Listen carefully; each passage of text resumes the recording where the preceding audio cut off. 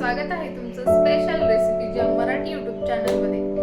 तर आज आपण फौजींच्या आवडीची एक स्पेशल डिश बनवणार आहोत। कोणती बनवणार आहे किंवा काय बनवणार हे मी तुम्हाला सांगणार नाही। तर मी जेव्हा रेसिपी बनवायला स्टार्ट करेल तेव्हाच तुम्ही गेस करायचा त्या साहित्यावरून की मी नेमकं काय बनवणार आहे। मी काहीतरी स्वीट बनवणार आहे फौजींच्या आवडीचं। सो तसं मुलांनाही आवडतं माझ्या, पण स्पेशली फौजींनी ऑर्डर दिली म्हटल्यावर ते ॲक्सेप्ट करावीच लागणार ना। सो चला मग सुरुवात करूया आपली स्वीट डिश बनवायला। तर आपली स्वीट डिश बनवण्यासाठी मी इथे या कपाने 2 कप एवढी साखर घेतली आहे।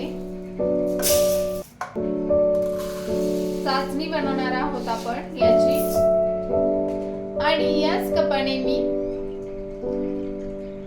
1 कप एवढं पाणी घालणार आहे। 1 कप आणि थोडंसं वरती पाणी मी यामध्ये घातलेलं आहे। सो आता आपण गॅस ऑन करून घेऊ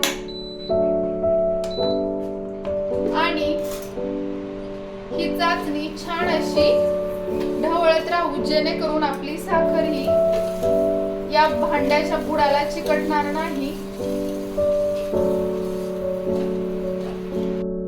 तर आता मी या चाचणीमध्ये ही इलायचीची 2 बोंड आहे ती अशीच न फुटता ओपन करून अशीच यामध्ये टाकून घेणार आहे। छान मिक्स करून घ्यायचं।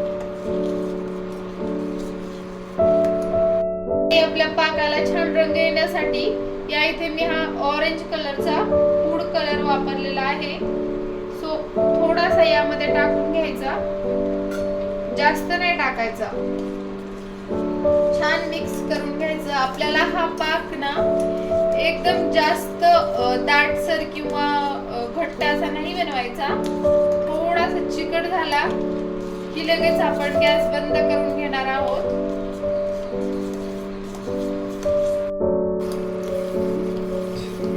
तुम्ही पाहू शकता आपला पाक हा छान घट्टसर बनायला लागलेला आहे आणि साखर देखील यामध्ये पूर्ण विरघळून गेली आहे। मध्ये मध्ये हाताने असं चेक करत राहायचं। अजून थोडासा बाकी आहे आपली चाचणी। तर मी अजून एकदा याला चेक करून बघणार आहे। असं बोटाने चेक करायचं। जस्ट फक्त आपल्याला असं फील झालं पाहिजे की आपण आपल्या हातांवर तेल लावलेले, फक्त असंच टेक्स्चर। याच पद्धतीचा हा पाक आपल्याला तयार करून घ्यायचा आहे। एकदम तेलासारखा चिकट वाटला पाहिजे, त्याच्यापेक्षा घट्ट नाही किंवा एक तारी किंवा असा याचा गोळा बनवून घ्यायचा असा पाक हा आपल्याला नाही पाहिजे। तर आता आपला पाक तयार झाला। आता गॅस बंद करून घ्यायचा। आता हा आपण थंड होण्यासाठी असाच ठेवूया। आता आपण आपल्या रेसिपीचं बॅटर बनवून घेऊ। या इथे मी या कपाने एक फुल भरून एवढा कप घेतला होता। तर 1 कप मैदा मी या इथे घालून घेतेय आणि आता यामध्ये घालणार आहे मी 1 चमचा एवढं तूप। ही पळी थोडीशी छोटी आहे, सो थोडंसं मी अजून जास्त टाकतेय। एवढं तूप आपण घालून घेऊ आणि आता यामध्ये मी 1 इनोचं पॅकेट पूर्ण टाकून घेणार आहे। साधारण 1 चमचाभर एवढे इनो यामध्ये असतं। आता याला हाताने छान असं मिक्स करून घ्यायचं। सगळं एकजीव करून घ्यायचं हे मिश्रण।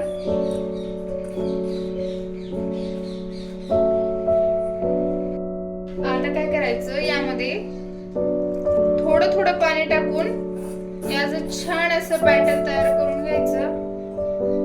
अगदी थोडं थोडं पाणी टाकायचं, जेणेकरून ना याच्यामध्ये अशा गुठळ्या राहणार नाहीत, गाठी राहणार नाहीत। एकदम पाणी टाकलं तर आपलं बॅटर हे पातळ होतं आणि यामध्ये गाठी राहण्याची देखील शक्यता असते।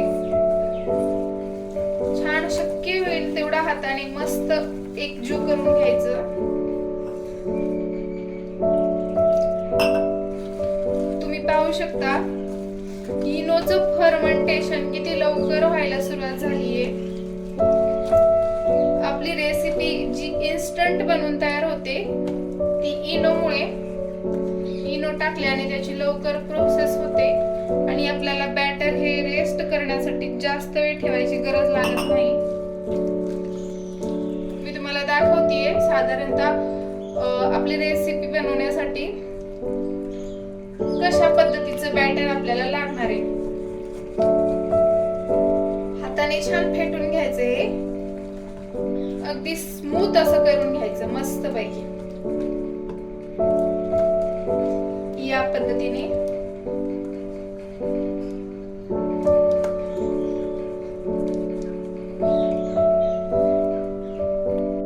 तर तुम्ही पाहू शकता मी हाताने शक्य होईल तेवढं खूप असं फेटून घेतलेलं आहे हे बॅटर. तर याचं टेक्स्चर तुम्ही पाहू शकता.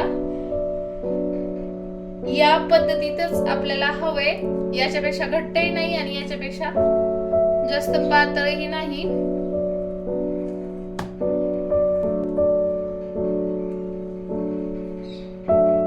आपलं बॅटर ही बनवून तयार आहे. या इथे मी एक दूध बॅग घेतलीये, स्वच्छ धुवून मी घेतलीये ही दूध बॅग. तर आता याला काय करायचं, या साईडने एक थोडासा मोठा असा मी कट केलेला आहे. या पद्धतीने बॅग अशी फोल्ड करून इथून कट मारून घेतलेला आहे आणि या इथे सुद्धा या कोपऱ्यात एकदम थोडासा कट मी करून घेतलेला आहे, जेणेकरून यातून आपलं बॅटर छान असं खाली पडलं जाईल. या पद्धतीने मी इथून कट मारून घेतलेला आहे आणि दुसरीकडे मी तेल तापत ठेवलंय. तोपर्यंत आपण ही तयारी करून घेऊ. या इथे मी एक ग्लास घेतलाय. आता काय करायचं, ही बॅग अशी यामध्ये सोडायची आणि आपलं बॅटर आता आपण याच्यामध्ये टाकून घेणार आहोत. तर तुम्ही पाहू शकता अगदी थोडं थोडं यामध्ये घालून घ्यायचं, जास्त गच्च नाही भरून घ्यायची ही बॅग, जेणेकरून जास्त आपली परेशानी होणार नाही आणि याचा राडा देखील जास्त होणार नाही. तुमच्याकडे जर पाइपिंग बॅग अवेलेबल असेल तर उत्तमच, तर तुम्ही ती वापरू शकता. माझ्याकडे आता नाहीये, सो मी यामध्ये भरून घेतेय. थोडीशी साईडने भरती ही बॅग, कारण कम्फर्टेबल नसती ना पाइपिंग बॅग सारखी. सो थोडस ऍडजस्ट करायचं. बस एवढंच मी भरून घेणार आहे.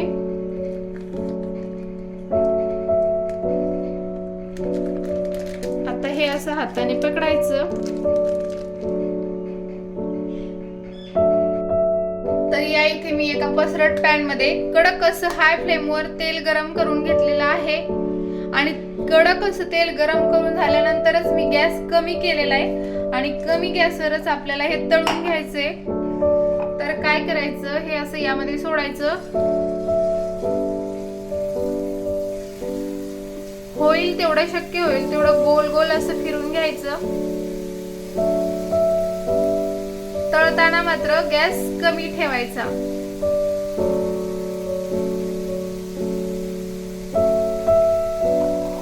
आणि जास्त लाल रंग हा येऊ द्यायचा नाही. आता गॅस मी फुल केलेला आहे. एकदा हे टाकून झालं की आपला गॅस फुल करून घ्यायचा आणि फुल गॅसवरच आपण याला तळून घेणार आहोत. थोडंसं कडक झालं की एकदा पलटी करून घ्यायचं. आता मात्र तुम्ही नक्कीच गेस करू शकता की मी काय बनवलेलं आहे. तर तुम्ही पाहू शकता खूप छान असा आकार याला आलेला आहे, दाटसर असा. तर ही आपली इथे बनतीये जिलेबी. छान खरपूस भाजून झालीये, जास्त लालसर रंग याला येऊ द्यायचा नाही. तर मी आता हिला काढून घेतेय. तुम्ही पाहू शकता आपल्या जिलेबीचा आकार जास्त मोठाही नाही, एकदम छान छान अशा क्यूट क्यूट गोल गोल अशा तयार झालेल्या आहेत. अगदी दाटसर आणि अगदी खरपूस अशा झालेल्या आहेत. आता हे आपण डायरेक्ट पाकामध्ये टाकून घेऊ. या इथे आहे आपला पाक आणि हा पाक जेव्हा आपण जिलेबी यामध्ये सोडतो त्यावेळेस जास्त गरम नसला पाहिजे आणि एकदम थंडही नसला पाहिजे. थोडासा आपण बोट बुडू शकतो इतपत हा नॉर्मल गरम असला पाहिजे. त्यासाठीच मी अगोदरच यामध्ये पाणी खाली ठेवलेलं होतं, जेणेकरून आपला पाक हा जास्त कडक राहणार नाही. आता काय करायचं, अगदी अलगदपणे या जिलेबी यामध्ये अशा टाकून घ्यायच्या.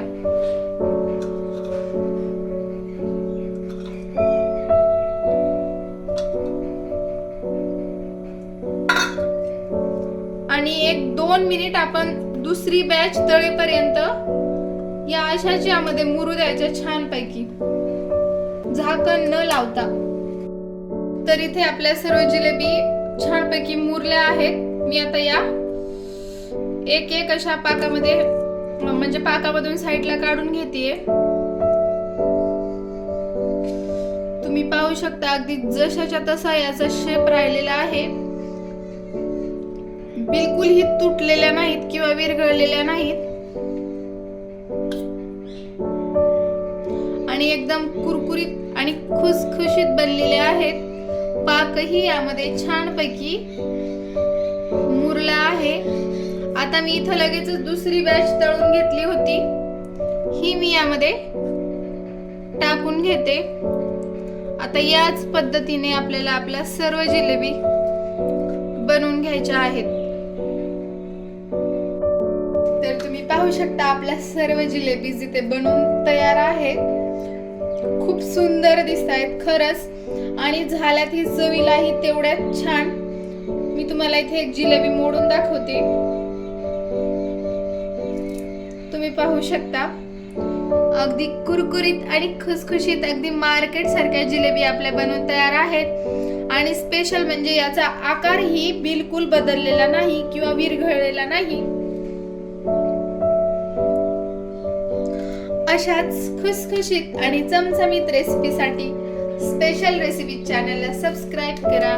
पुन्हा भेटूया अशाच एका छानशा आणि स्वीट रेसिपी सोबत. तोपर्यंत बाय बाय.